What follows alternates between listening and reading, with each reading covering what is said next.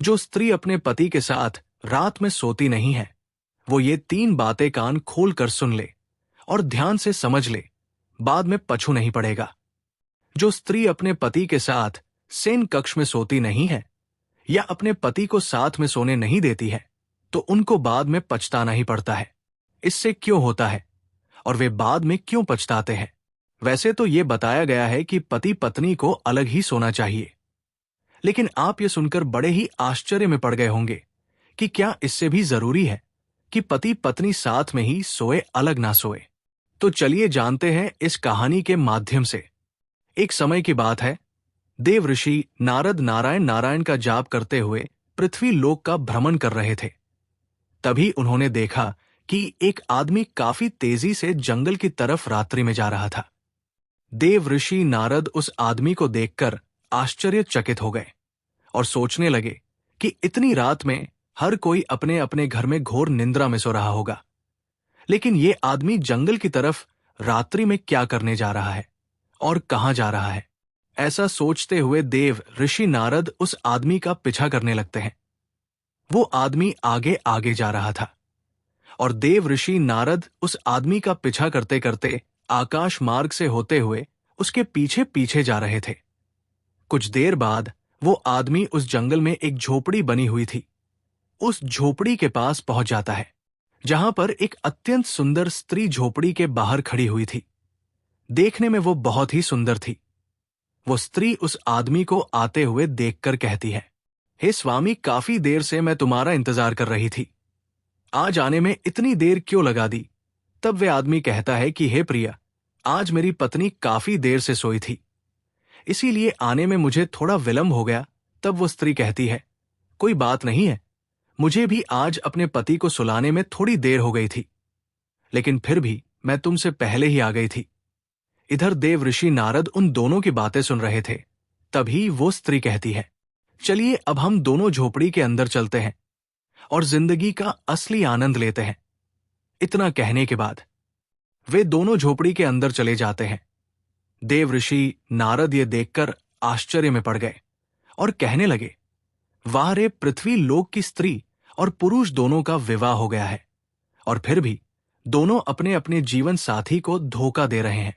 इन्हें थोड़ी सी भी शर्म नहीं आती और किसी बात का भय इन लोगों को नहीं होता कि अपनी स्त्री और पति के साथ विश्वासघात करना कितना बड़ा पाप होता है। ऐसा लोग क्यों करते हैं? इसका कारण क्या है? इस घटना को देखते हुए देवर्षि नारद की मन में कई सवाल उठने लगे और फिर इन सभी सवालों का जवाब जानने के लिए देवर्षि नारद नारायण नारायण का जाप करते हुए आकाश मार्ग से होते हुए कैलाश पर्वत पर भगवान शिव के पास जाने लगे। कुछ ही देर बाद देवर्षि नारद कैलाश पर्वत पर पहुंच जाते हैं, जहां पर भगवान शिव कैलाश पर्वत पर अपने आसन पर विराजमान थे। देवर्षि नारद को आते हुए देखकर भगवान शिव कहते हैं, आए देवर्षि नारद, कैलाश पर्वत पर आपका स्वागत है। तब देवर्षि नारद भगवान शिव से कहते हैं, हे प्रभु, आपके श्री चरणों में मेरा प्रणाम।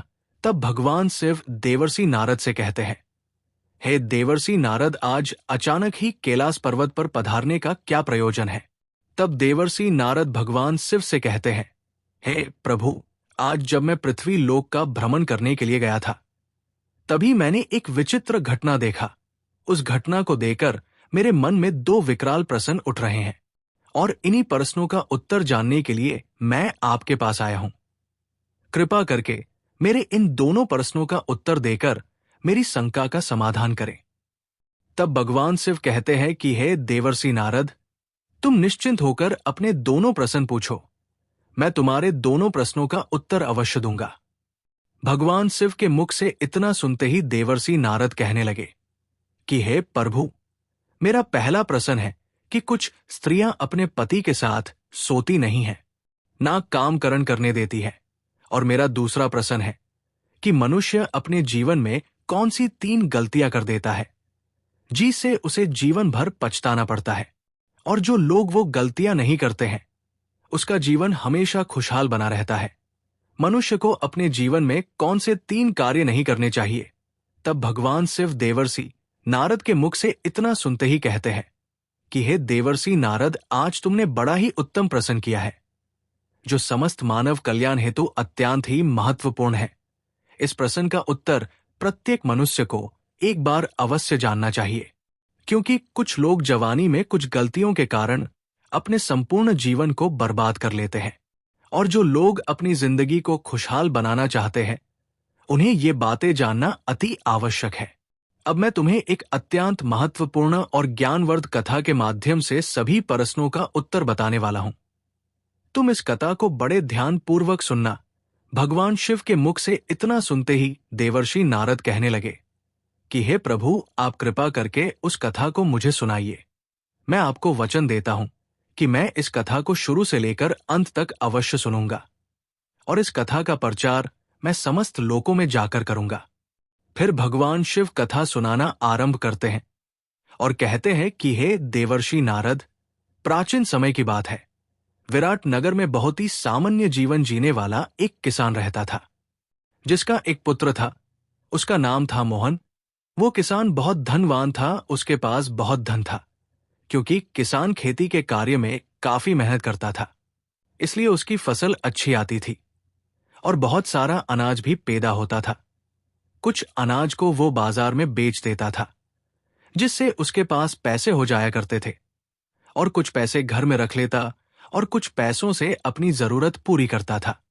किसान अपने पुत्र मोहन से बहुत ही ज्यादा प्रेम करता था और उसे आजादी भी उसने दे रखी थी। इसलिए मोहन काफी बर्बाद हो गया था, क्योंकि कहते हैं कि अधिक आजादी पुत्र को नहीं देनी चाहिए। संतान को अधिक आजादी ही उसको बर्बाद कर देती है और गलत रास्ते पर जाने पर मजबूर कर देती है, क्योंकि ज्यादा आजादी पुत्र के लिए हानिकारक होती है। और एक दिन वो गलत रास्ते पर पहुंच ही जाता है, जैसा कि मोहन पहुंच गया था। मोहन जो था वो गलत संगत के कारण जुआ खेलने लगा, और इतनी कम उम्र में ही अपनी काम वासना को शांत करने के लिए वो वेश्याओं के पास भी जाने लगा। एक दिन इस बात का पता किसान को चलता है कि मेरा पुत्र वेश्याओं के पास जाने लगा है, जुआ भी खेलने लगा है और शराब भी पीने लगा है।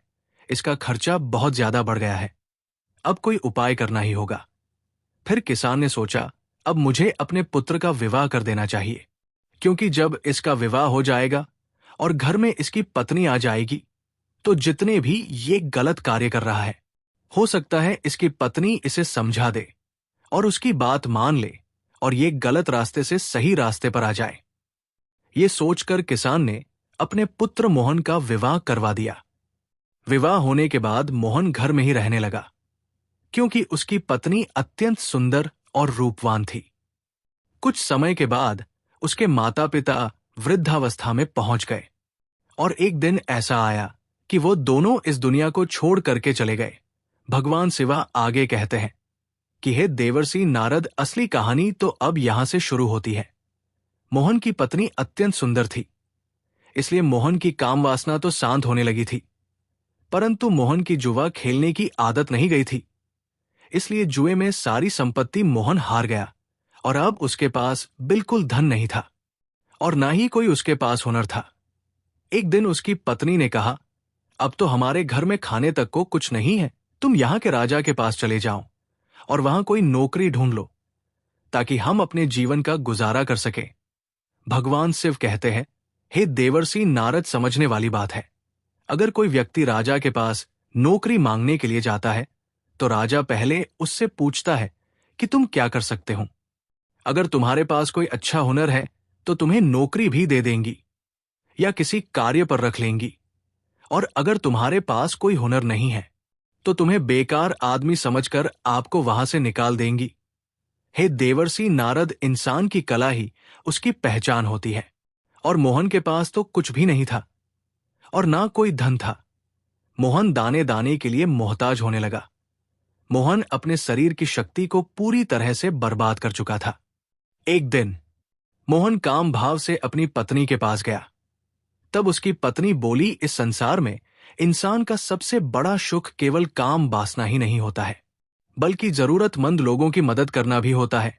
और जो लोग काम वासना के चक्कर में अंधे हुए हैं, वे बर्बाद ही हुए हैं।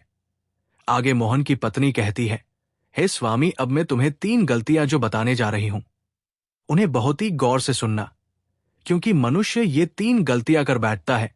कुछ लोग अनजाने में करते हैं, तो कुछ लोग जानबूझ कर बैठते हैं, और जो लोग ये गलतियां कर बैठते हैं वे बाद में पूरी तरह से बर्बाद हो जाते हैं। दोस्तों, अगर आप उन 3 गलतियों के बारे में जानना चाहते हैं जिस गलतियों के वजह से इंसान की पत्नी उसे छोड़कर चली जाती है, तो वीडियो को लाइक करके कमेंट में पार्ट 2 लिखकर चैनल को सब्सक्राइब जरूर कर लें। धन्यवाद।